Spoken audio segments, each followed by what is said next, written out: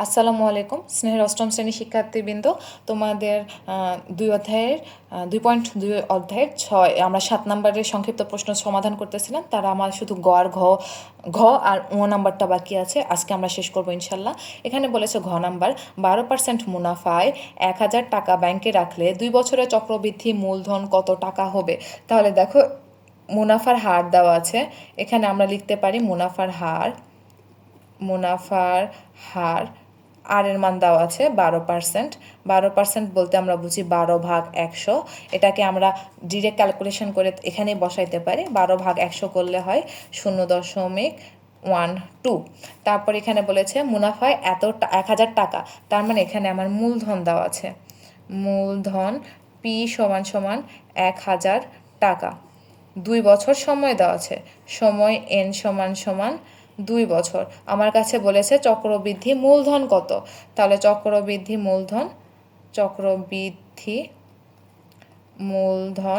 মূলধনকে আমরা লিখি C = what. আমরা জানি কি বলো, চক্রবৃদ্ধির মূলধনের সূত্র আমরা সবসময় আগেই করেছি, জানি সি = পি ইন্টু 1+r তার উপর পাওয়ার n। এখানে পি এর মান হচ্ছে 1000, 1 যোগ আর এর মান হচ্ছে আগে বের করেছি 0.12 তার উপর পাওয়ার 2। এখন আমরা ক্যালকুলেশন করব, দেখো 1 যোগ 0.12 তার উপর পাওয়ার 2, তার সাথে গুণ করব 1000, তাহলে কত আসে 1254.4 বা 40, দশমিকের পরে কিছু নাই, তার মানে শূন্য আছে টাকা। এটাই আমার অ্যাকচুয়ালি অ্যান্সার। চক্রবৃদ্ধি মূলধন বের হয়ে গেল। আমার লাস্ট অঙ্ক দেখো, এই লাস্ট অঙ্কের পাশাপাশি তোমাদের এই অধ্যায়টাও শেষ। লাস্ট অঙ্ক বলেছে কোনো শহরের বর্তমান জনসংখ্যা 30 লক্ষ এবং ওই শহরে জনসংখ্যা বৃদ্ধির হার প্রতি হাজারে 30 জন। 1 বছর পর শহরের জনসংখ্যা কত হবে। এটা ঠিক একইভাবে আমরা যেটা অনুশীলনীতে করেছিলাম শেষ অঙ্কটা ঠিক সেই অঙ্কের মতো, 6 নম্বর অঙ্কটা সম্ভবত ছিল ওই অঙ্কের মতো।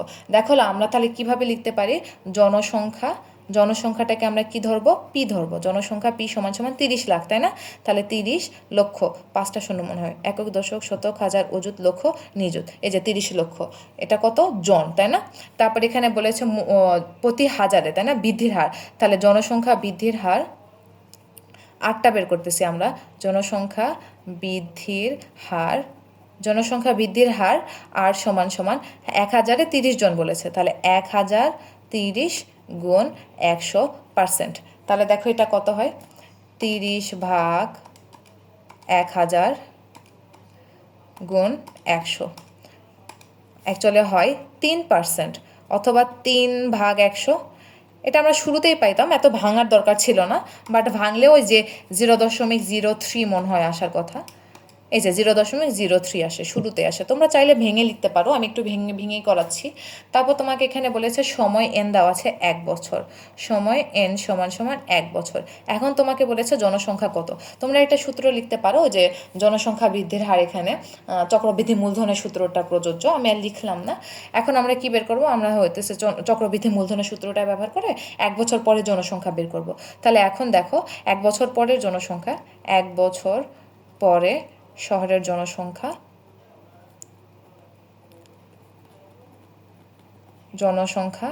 সি = পি ইন্টু 1+r পাওয়ার হইতেছে 1 বছর, তাই না, পাওয়ার 1। তাহলে এখানে পি এর মান কত, 30 লাখ। কয়টা শূন্য ছিল জানি, 1 2 3 4 5 6টা। তাহলে 1 2 3 4 5 6, 1 যোগ আর এর মান 0.03 তার উপর পাওয়ার 1 থাকাও যায়, না থাকাও সমান। আচ্ছা দেখি, 1 যোগ 0.03 তার সাথে গুণ করব 30 লাখ, একক, 6টা শূন্য, 3টা 4টা 5টা 6টা। তাহলে এখানে দাঁড়ায় 30, 9, 1টা 2টা 3টা, একক, দশক, শতক, হাজার, অযুত, লক্ষ, নিযুত 30,90,000 জন। তাহলে 1 বছর পর ওই দেশের জনসংখ্যা 30,90,000 জন। এই পাশাপাশি আমাদের 2.2 অধ্যায়ের সমস্ত অঙ্ক শেষ। তোমাদের কেমন লাগলো অবশ্যই জানাবা। ধন্যবাদ।